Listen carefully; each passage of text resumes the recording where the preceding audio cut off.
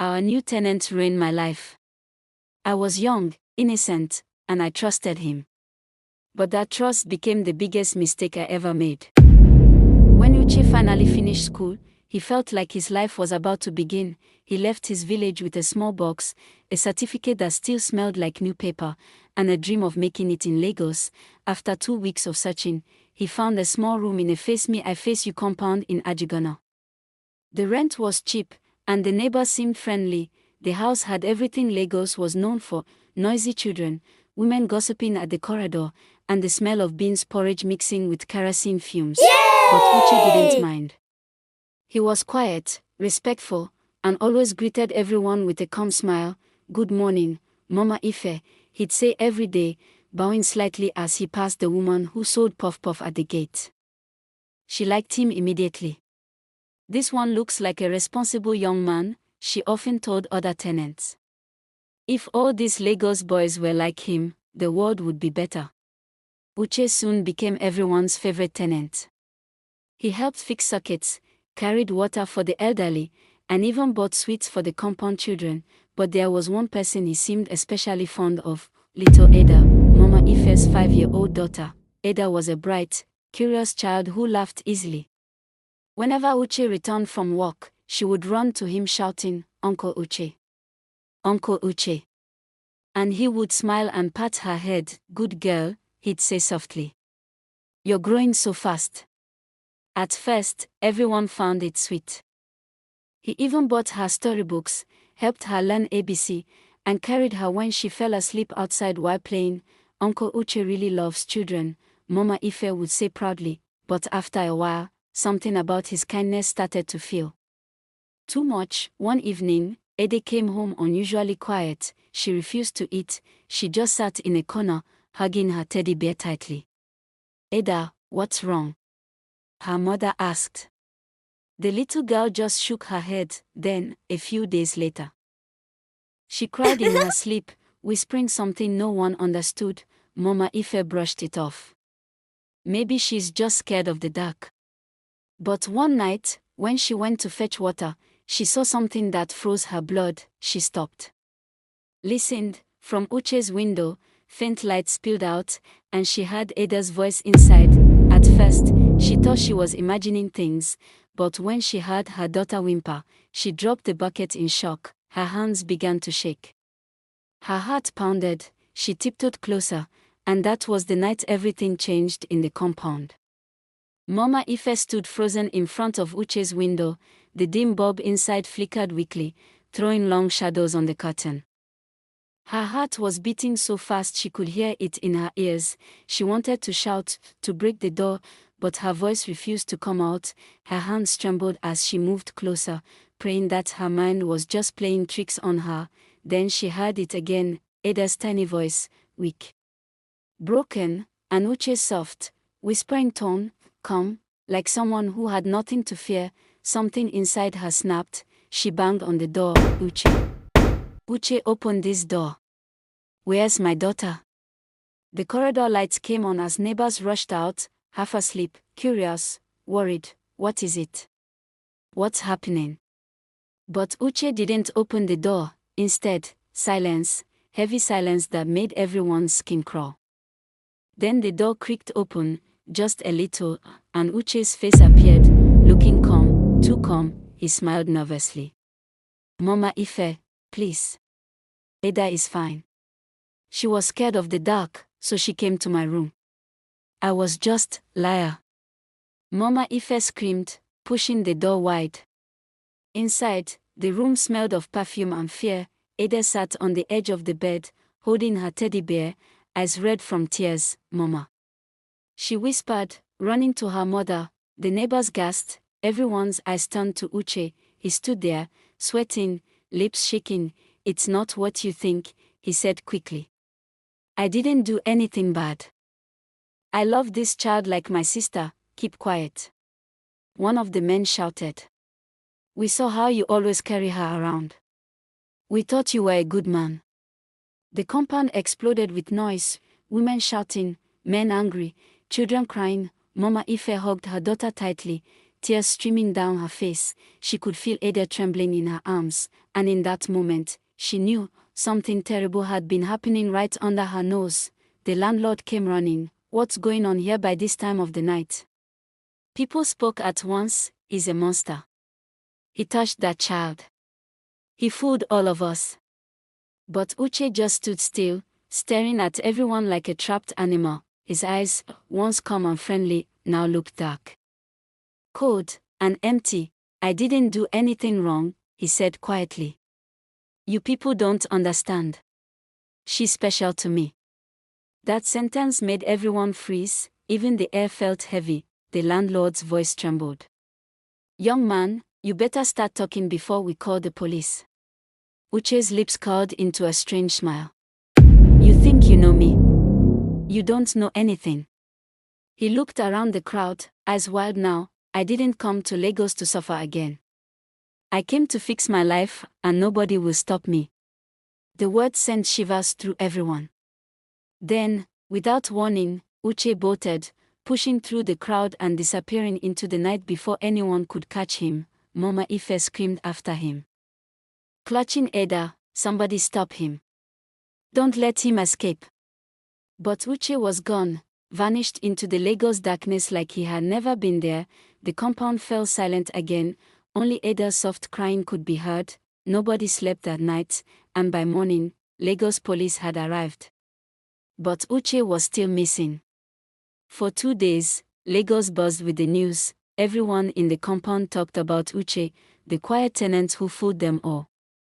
But Uche was already gone. He had slipped into the busy streets, melted into the noise of the city.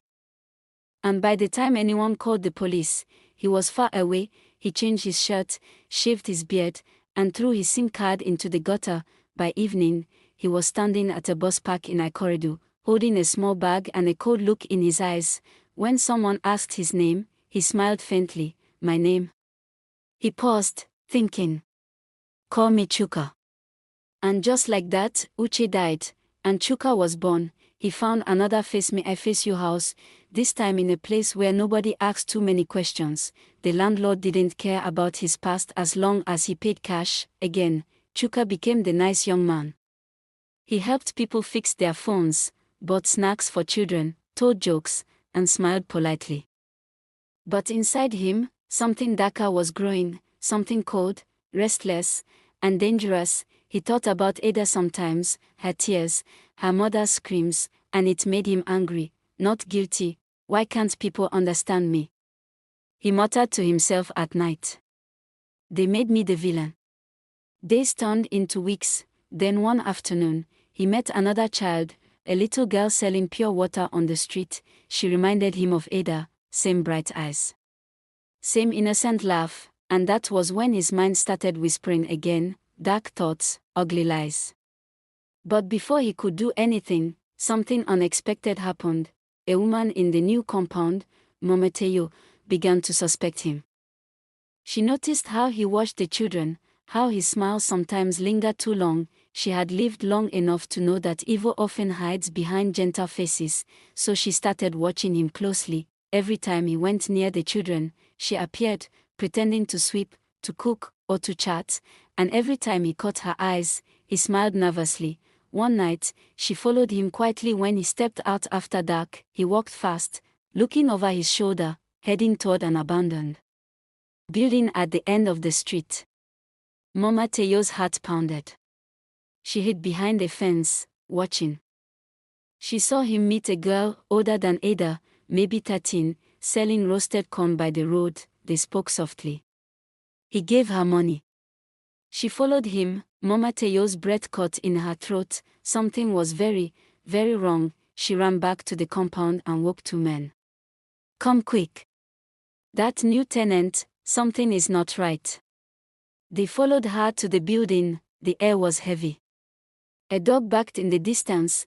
When they reached the door, they heard muffled crying. The men didn't wait. They kicked the door open. What they saw inside made their blood run cold. Uche, or Chuka, froze in shock. His face twisted with fear and anger as he realized his secret was no longer safe. He tried to run again. But this time, he didn't get far. the men grabbed him, shouting, "You wicked man! You devil!" The girl ran out crying, holding her torn bag. That night, the street gathered, people cursed, spat, shouted, someone called the police. Chuka was beaten, dragged, and thrown into the back of a police van, screaming that he was innocent, that nobody understood him, but for the first time in a long time, he couldn't escape. The police van rattled down the dark road as Chuka sat in the back, handcuffed, his face swollen from the beating. He stared through the small window, silent, eyes cold but filled with fear. For the first time, Lagos lights didn't look beautiful to him. They looked like fire, like the whole city was burning his name out of memory. At the station, people gathered outside, whispering. Everyone wanted to see the nice man who turned out to be a monster. Mama Teo stood by the gate, arms folded. She didn't say a word as they dragged him out. Her eyes were full of quiet disgust and sorrow. Inside the police office, the officers threw a file in front of him. "Your real name is Uche, not Chuka. We already called your old compound. They told us everything." He froze. For a moment, he wanted to speak, to beg, but the words refused to come. The officer leaned forward. "Why did you do it? You could have gone far in life. You were educated. You had a good face. Why?" Uche laughed softly, a dry, bitter laugh. "Good face," he said slowly. "That's the problem. Everybody only sees the face. Nobody ever asked what's inside." The room went silent. The officer stared at him. "You're sick," he finally said. "And you face what you've done." 3 days later, the news spread everywhere. Uche's story was on radio stations, Facebook pages, and Lagos blogs. People argued, cursed, and prayed. Back in his old compound, Mama Ife held Ada close as she listened. Tears rolled down her cheeks, not just from anger, but relief. The man who stole her peace would never hurt anyone again. Ada looked up and asked softly, "Mommy, will he come back?" Mama Ife shook her head. "No, my child. He can't hurt you anymore."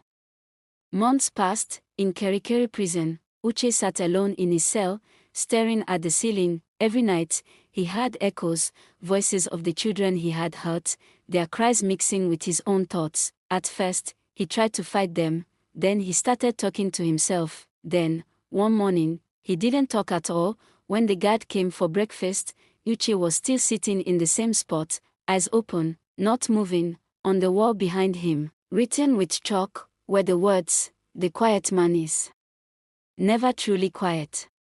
Back in Ajigona, life slowly returned to normal. Children laughed again. The compound that once feared the night began to breathe freely. Mama Teo still told the story sometimes, to warn young mothers, and every time she ended it, she'd say quietly, "Evil doesn't always come with a knife. Sometimes it comes with a smile." The end.